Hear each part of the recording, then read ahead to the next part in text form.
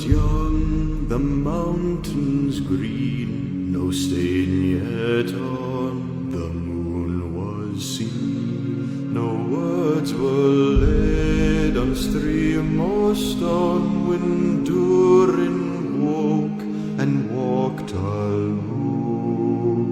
He named the nameless hills and dells. He drank from yet untasted wells. He stooped and looked in Mirror and saw a crown of stars appear as gems upon a silver thread above the shadows of his head.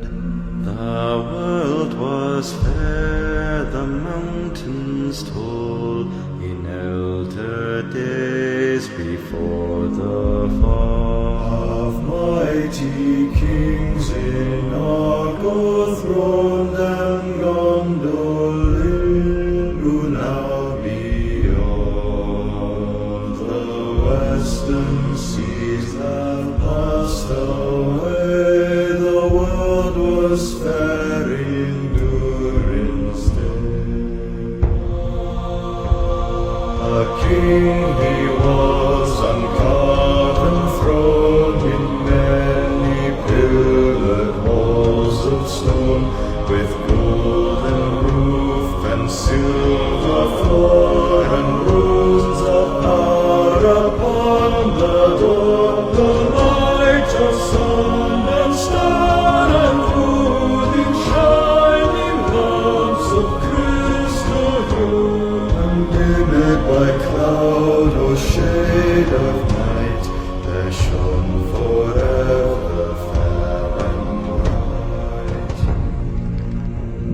The hammer on the anvil smote, their chisel clove and graver wrote. There forged was blade and bound was hilt, the delver mined, the mason built. Their peril and purple veil and metal wrought, like fishes' mail, buckler and corselet, axe and sword, and shining spears were laid in hoard.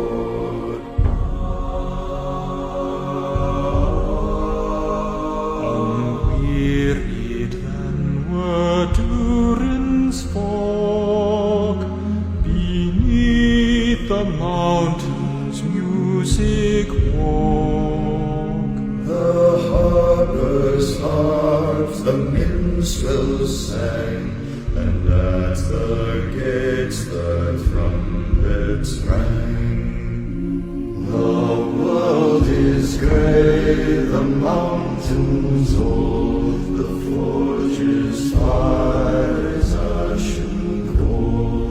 No harp is rung, no hammer falls, the darkness dwells in Durin's halls.